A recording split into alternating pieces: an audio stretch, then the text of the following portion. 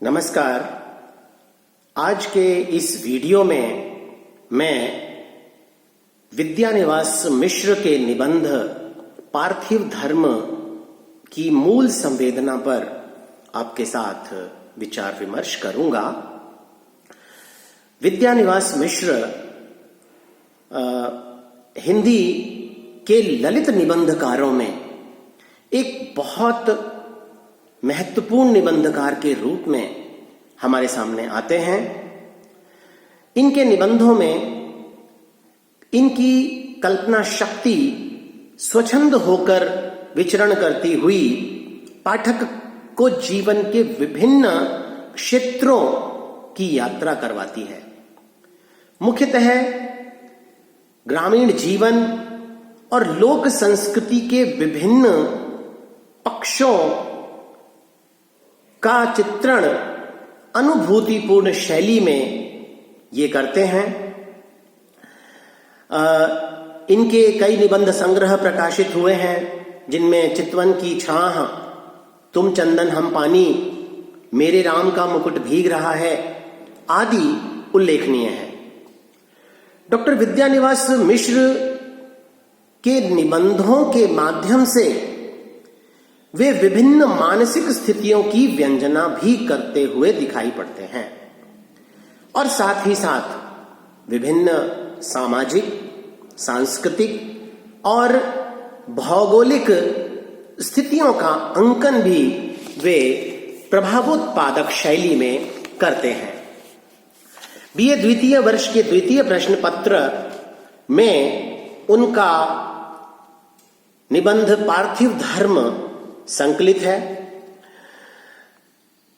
पार्थिव धर्म में पृथ्वी का धर्म बताते हुए विद्यानिवास मिश्र स्वयं लिखते हैं कि मुझे लगा पृथ्वी का धर्म यही तो है, न्याय की रक्षा और अन्याय के प्रतिरोध के लिए निरंतर संघर्ष, सब कुछ सहकर भी अपना मस्तक ऊंचा रखने का संकल्प, निष्ठा और अनन्यता की अग्नि परीक्षा में खरा निकलकर भी अयाची और अधीन बने रहने का कठोर आत्मबल, अपने को अर्पित करके भी अर्पित रूप में अपना अस्तित्व अमिट रखने का यत्न और आकाश देवता की आराधना करते हुए भी धरती के प्रति ममत्व, यही तो पार्थिव धर्म है।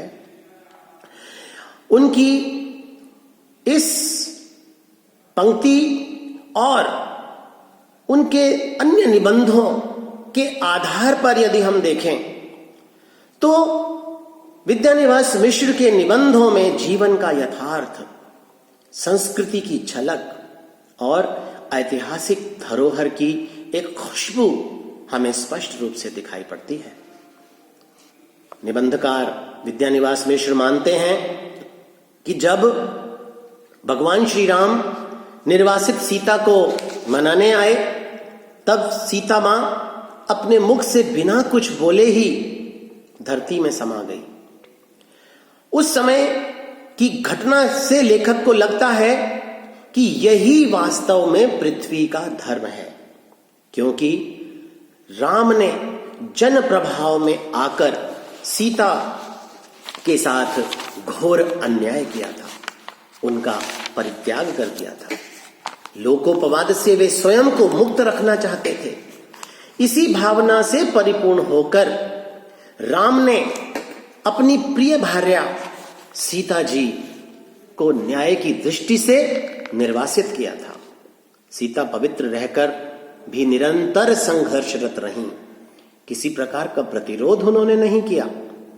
वास्तव में यही पार्थिव धर्म है, न्याय की रक्षा और अन्याय का विरोध करना, सब कुछ सहन करते हुए भी अपने मस्तक को सदैव ऊंचा बनाए रखना, अपनी कर्तव्य निष्ठता, अपनी अनन्यता, इनमें कहीं कोई कमी न आने देना, ये सभी चीजें पृथ्वी के धर्म हैं। और इन सभी के बारे में बड़े ही सूक्ष्म पर्यावलोकन दृष्टि से विद्यानिवास मिश्र ने अपने निबंध में स्थान दिया है। सीता ने अपने पुत्रों लव और कुश का पालन पोषण किया, सभी प्रकार के दुख सहे, अकेलापन सहा। सबसे बड़ी बात कि राम से दूर रही और इन सब पीड़ाओं को, परेशानियों को झेलते हुए भी न तो उन्होंने राम से क्षमा याचना की और ना ही वे उनके सामने झुकी, अपने अस्तित्व को अमिट बनाए रखा। ऐसी सीता ने भरसक और सबल प्रयास किया और अंत में आकर वे आकाश देवता की आराधना करती हुई पृथ्वी के गर्भ में समा गई।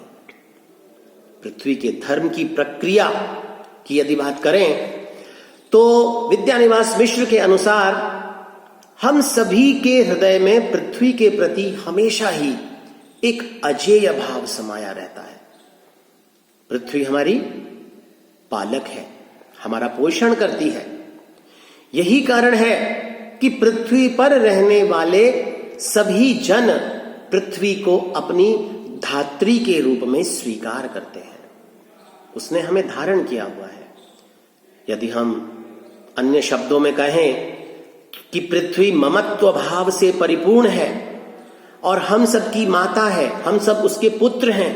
वह हमारी जन्म देने वाली मां न होकर भी हमारा पालन पोषण कर रही है। इस अर्थ में वह हमारी धायमा है।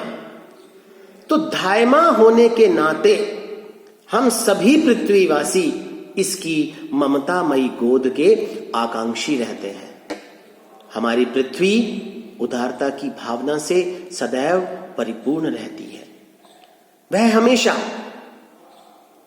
हमेशा हमारा कल्याण चाहती है और इसीलिए हमें वह अपनी ममतामयी माता के रूप में सहनशीलता और सहयोगी होने का गुण सिखाती है।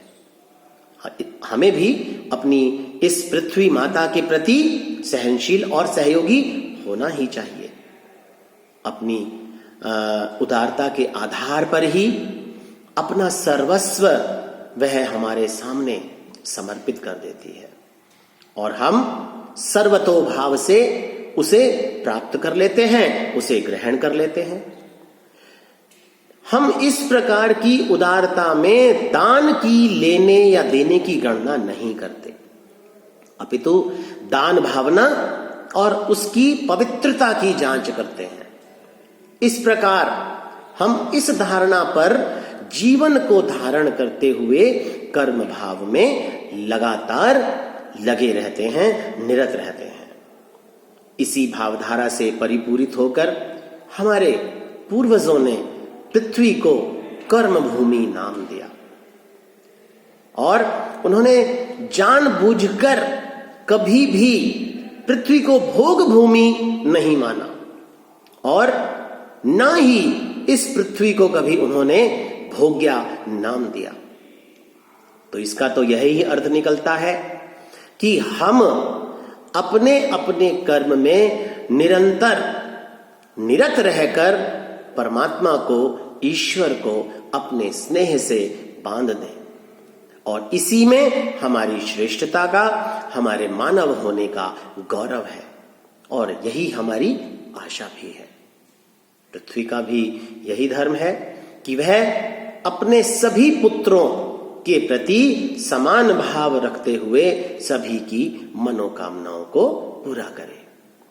इस प्रकार डॉक्टर विद्यानिवास मिश्र ने अपने निबंध पार्थिव धर्म में भारतीय संस्कृति के अनुरूप विचारों को लेकर हमारे सामने एक बहुत ही आकर्षक निबंध पार्थिव धर्म रखा, जिसमें बड़ी सरल रूप में, बड़े सहज रूप में पृथ्वी का धर्म उन्होंने हमारे सामने व्याख्यायित किया। धन्यवाद।